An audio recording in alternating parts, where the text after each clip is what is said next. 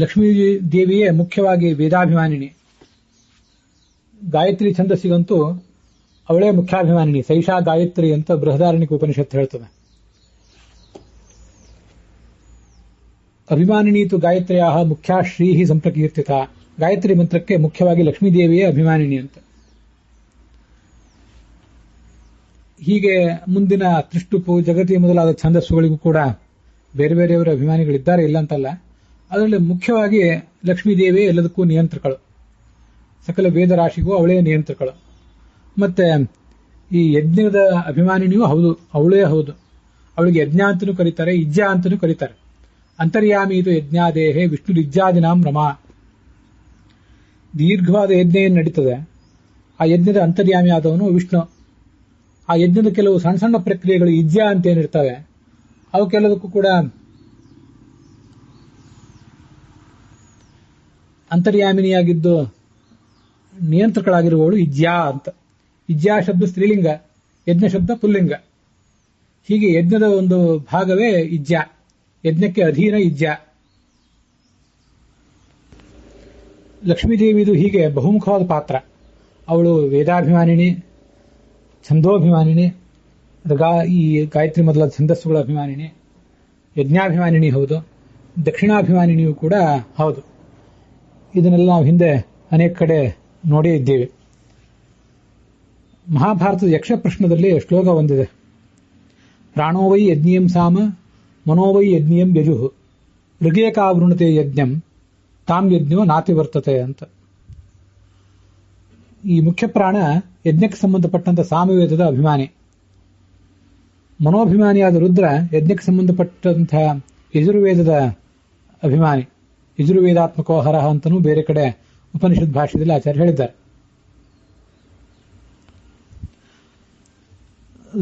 ಋಗ್ನ ಅಥವಾ ಋಗ್ವೇದದ ಅಭಿಮಾನಿಯಾದಂತಹ ಲಕ್ಷ್ಮೀದೇವಿ ಈ ಯಜ್ಞವನ್ನು ಆವರಿಸಿಕೊಂಡಿದ್ದಾಳೆ ಅಂತ.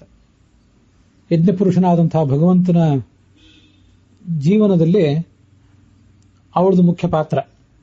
ಅವಳು ಇಲ್ಲದೆ ಹೋದ್ರೆ ಇವನಿಗೇನೋ ತೊಂದರೆ ಆಗ್ತದೆ ಅಂತ ಅಲ್ಲ, ಆದರೂ ಅವನಿಗೆ ಇವಳಲ್ಲಿರುವಂತಹ ಹೆಚ್ಚಿನ ಒಂದು ಪ್ರೀತಿ ಏನಿದೆ ಅದು ಬೇರೆ ಯಾರಲ್ಲೂ ಇಲ್ಲ. ಆದ್ರಿಂದ ಋಗಭಿಮಾನಿನಿಯಾದಂತಹ ಲಕ್ಷ್ಮೀದೇವಿ ಯಜ್ಞವನ್ನು ಆವರಿಸಿಕೊಂಡಿದ್ದಾಳೆ. ಋಗೇಕಾ ವೃಣತೆ ಯಜ್ಞಂ ತಾಂ ಯಜ್ಞೋ ನಾತಿ ವರ್ತತೆ. ಆ ಋಗ ಅಭಿಮಾನಿನಿಯಾದಂತಹ ಋಗ್ವೇದದ ಅಭಿಮಾನಿನಿಯಾದಂತಹ ಲಕ್ಷ್ಮೀದೇವಿಯನ್ನ ಯಜ್ಞ ಪುರುಷನಾದ ಈ ಭಗವಂತ ಎಂದೂ ಮೀರುವುದಿಲ್ಲ. ದೇಶತಃ ಕಾಲತಃ ಅವಳನ್ನು ಅವನು ಮೀರಿಲ್ಲ. ಗುಣತಃ ಮೀರಿದ್ದಾನು ಹೌದು, ಆದರೆ ದೇಶತಃ ಕಾಲತಃ ಮೀರಲಿಲ್ಲ. ಎಲ್ಲ ದೇಶದಲ್ಲೂ ಎಲ್ಲ ಕಾಲದಲ್ಲೂ ಅವಳನ್ನು ತನ್ನ ಜೊತೆಗೆ ಅವನು ಇಟ್ಕೊಂಡಿದ್ದಾನೆ. ದೇಶತಃ ಕಾಲತಶ್ಚೈವ ಸಮವ್ಯಾಪ್ತ ವಜಾಬುಭೌ ತಾಭ್ಯಾಂ ಉಭಯ ಯೋಗಾಭ್ಯಾಂ ಜಾಯಂತೆ ಪುರುಷಾಃ ಪರೇ ಅಂತ ಭಾಗವತ ತಾತ್ಪರ್ಯದಲ್ಲಿ ಒಂದ್ ಕಡೆ ಹೇಳ್ತಾರೆ. ದೇಶತಃ ಕಾಲತಃ ಇವರಿಬ್ಬರು ಸಮಾನರಾದವರು ಲಕ್ಷ್ಮೀನಾರಾಯಣರು. ಆದ್ರಿಂದ ಅವರಿಬ್ಬರನ್ನು ಉಭಯ ಯೋಗರು ಅಂತ ಕರೀತಾರೆ. ಉಭಯ ಅಂದ್ರೆ ದೇಶ ಮತ್ತು ಕಾಲಗಳು. ಅವರಿಂದಲೇ ಉಳಿದ ಪುರುಷರು, ಚತುರ್ಮುಖ ಮೊದಲಾದ ಎಲ್ಲಾ ಪುರುಷರು, ಲಕ್ಷ್ಮೀಜಿ ಮತ್ತೆ ಸರಸ್ವತಿ ಭಾರತೀಯರು, ಹೀಗೆ ಅವರು ಪುರುಷರೂ ಹೌದು ಸ್ತ್ರೀಯರೂ ಹೌದು, ಅವರೆಲ್ಲರೂ ಹುಟ್ಟುವುದು. ಈ ಜಗತ್ತಿನ ಯಾವುದೇ ದೇಶದಲ್ಲಿ ಯಾವುದೇ ಕಾಲದಲ್ಲಿ ಯಾವುದೇ ಒಬ್ಬ ವ್ಯಕ್ತಿ, ಚತುರ್ಮುಖ ಬ್ರಹ್ಮನ ಜೀವನ, ಮುಖ್ಯ ಪ್ರಾಣನ ಜೀವನ, ರುದ್ರ, ನಮ್ಮಂತ ಹುಲುಮಾನವರ ಜೀವನ, ಇವೆಲ್ಲವೂ ಜೀವನಗಳು ಒಂದು ಯಜ್ಞವೇ. ಆ ಎಲ್ಲರ ಜೀವನದ ಯಜ್ಞದಲ್ಲೂ ಕೂಡ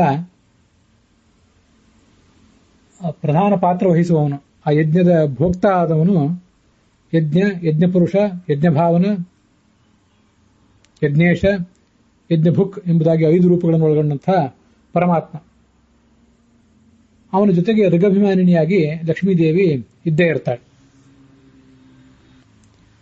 ಹೀಗೆ ಮಹಾಭಾರತದ ಮಾತನ್ನು ಅರ್ಥ ಮಾಡ್ಕೋಬೇಕು. ಋಗೇಕಾವೃಣತೆ ಯಜ್ಞಂ ತಾಂ ಯಜ್ಞೋ ನಾತಿ ವರ್ತತೆ ಅಂತ. ಆ ಯಜ್ಞ ಪುರುಷನಾದ ಭಗವಂತ ಋಗ್ವೇದದ ಅಭಿಮಾನಿಯಾದಂತಹ ಲಕ್ಷ್ಮೀದೇವಿಯನ್ನ ಮೀರಿಲ್ಲ. ನಮ್ಮ ಜೀವನದಲ್ಲೂ ಕೂಡ ಆ ಭಗವತ್ ಪೂಜಾ ರೂಪವಾದಂತಹ ಯಜ್ಞ ನಡೀಬೇಕಾದ್ರೆ ಆ ಲಕ್ಷ್ಮೀದೇವಿ ಮತ್ತು ಪರಮಾತ್ಮ ಇಬ್ಬರು ಕೂಡ ಇರಲೇಬೇಕು. ವೇದಗಳ ನಾದದೊಂದಿಗೆನೇ ಯಜ್ಞ ಪ್ರಾರಂಭ ಕಾಣುವುದು. ಹೀಗೆ ಲಕ್ಷ್ಮೀದೇವಿ ಆ ರುದ್ರರ ಜೊತೆಗೆ, ವಸುಗಳ ಜೊತೆಗೆ, ಆದಿತ್ಯರ ಜೊತೆಗೆ ಸಂಚಾರ ಮಾಡುವುದು ಅಂದ್ರೆ ನಮ್ಮ ಜೀವನ ಯಜ್ಞಕ್ಕೆ ಆಕೆ ಬರುವುದು. ಮತ್ತೆ ಚರಗತಿ ಭಕ್ಷಣಯೋಹ, ನಾವು ಕೊಟ್ಟಂತಹ ಹವಿಸ್ಸನ್ನ ಆಕೆ ಪರಮಾತ್ಮನೊಂದಿಗೆ ಸ್ವೀಕರಿಸುವುದು ಅಂತ ಅರ್ಥ. ವಸುಗಳ ಸಂಖ್ಯೆಯನ್ನ ಈಗಾಗಲೇ ನಾವು ರುದ್ರರ ಸಂಖ್ಯೆಯನ್ನು ನೋಡಿದ್ದೇವೆ. ಮುಂದೆ ವಸುಗಳು ಅಂದ್ರೆ ದ್ರೋಣ, ಪ್ರಾಣ, ಧ್ರುವ, ಅರ್ಕ, ಅಗ್ನಿ, ದೋಷ, ವಸ್ತು, ವಿಭಾವಸು ಅಂತ 8 ಜನ ವಸುಗಳು. 12 ಜನ ಆದಿತ್ಯರಲ್ಲಿ ವಿಷ್ಣುವಿನ ವಾಮನ ರೂಪವನ್ನು ಹೊರತುಪಡಿಸಿದರೆ ವಿವಸ್ವಾನ್, ರ್ಯಮ, ಪೂಷ, ತ್ವಷ್ಟ, ಸವಿತಾ, ಭಗ, ಧಾತ, ವಿಧಾತ, ವರುಣ, ಮಿತ್ರ ಮತ್ತೆ ಇಂದ್ರ, 11 ಜನ ಆದಿತ್ಯರು. ಮುಂದೆ ಕಾಮ, ಕಾಲ, ಕ್ರತು, ದಕ್ಷ, ಸವ, ಸತ್ಯ, ಧುರಿ, ಲೋಚನ, ಪುರೂರವ, ಆರ್ದ್ರವ ಅಂತ 10 ಜನ ವಿಶ್ವೇ ದೇವತೆಗಳು.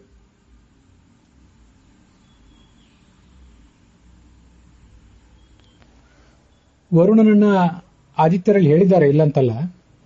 ಆದರೆ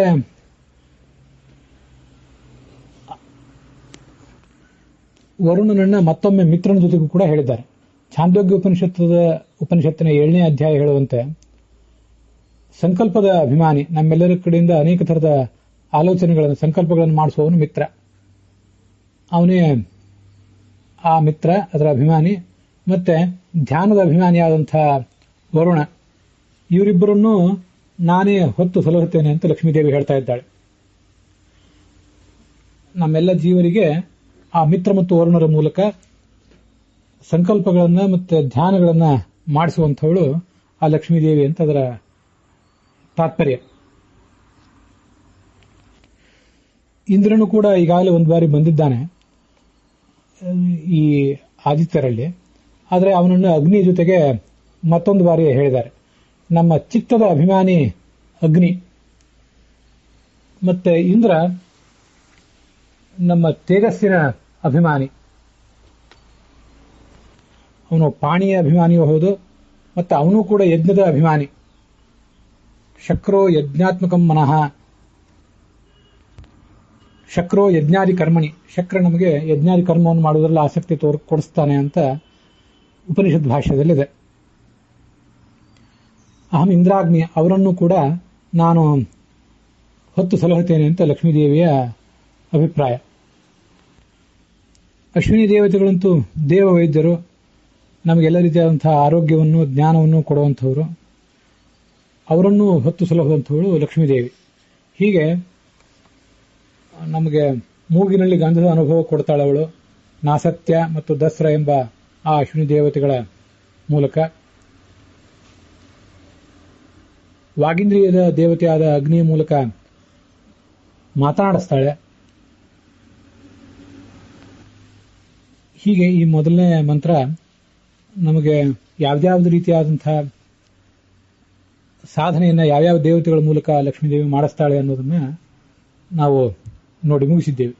ಅಲ್ಲಿಗೆ ಅಹಂ ರುದ್ರೇಭಿ ಅನ್ನುವಂತಹ ಮೊದಲನೇ ಮಂತ್ರದ ಶ್ರವಣ ಸಮಾಪ್ತವಾಗಿದೆ.